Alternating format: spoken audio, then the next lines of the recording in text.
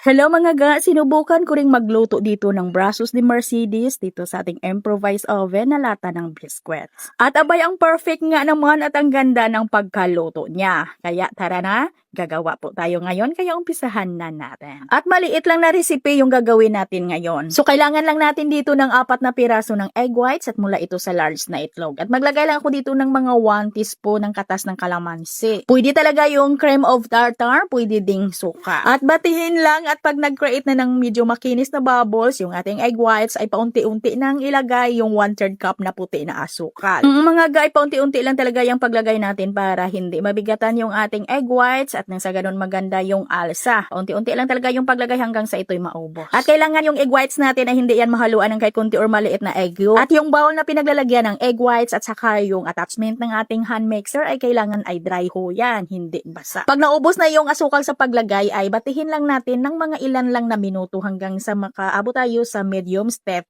X. At pagkatapos maglagay ng 3/4 tablespoon ng cornstarch at batihin lang ito ng ilan lang na minuto para maghalo lang yung cornstarch dito sa ating mirang. At ilipat na natin agad sa ating tray at may sizes ito na 8 by 12 by 1 at nilagyan ko lang huyan ng parchment paper. At para hindi talaga didikit dito ga yung ating Brazos de Mercedes kasi ay hindi ito non-stick na parchment paper, ay nagpahid ako dito sa ibabaw ng ating parchment paper ng kunti lang talaga na mantika para hindi talaga didikit. Yung nakikita natin na margarine ay sa ilalim lang yan, bali pinahiran ko muna yan ng margarine bago ko nilagyan ng parchment paper. Pagkatapos ipinahira ng kunti na mantika yung ating parchment paper. At isa lang na natin ito agad at kailangan ay mainit na yung ating oven bago natin ito isalang at dito nga ay mainit na yung aking improvised oven ha at kailangan ay mahina lang yung baga or mahina lang talaga yung init ng ating oven dito. At habang ito'y nagsalang pa tayo ay magluto muna tayo ng palaman. So dito meron tayong 4 na piraso ng egg yolk at mula din ito sa large na itlog. At wala tayong vanilla extra kaya maglagay na lang tayo dito ng kunti lang nakatas ng kalamansi. At 1/2 cup na condensed milk and din haluin at lutuin na natin.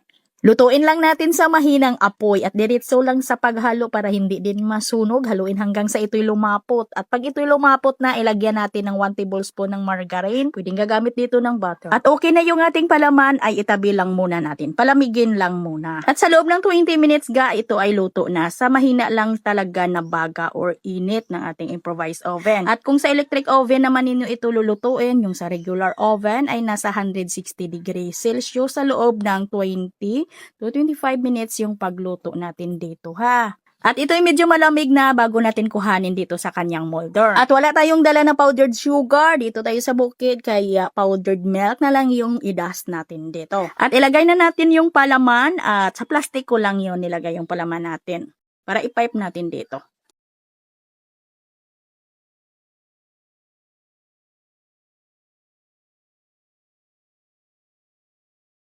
At pwede na ding hiwain na natin ito agad. At kita nyo mga ga, napaka-perfect naman yung ating Brazos de Mercedes sa improvised oven lang natin. At sana ay kayo din ay makagawa kahit improvised oven lang yung gagamitin.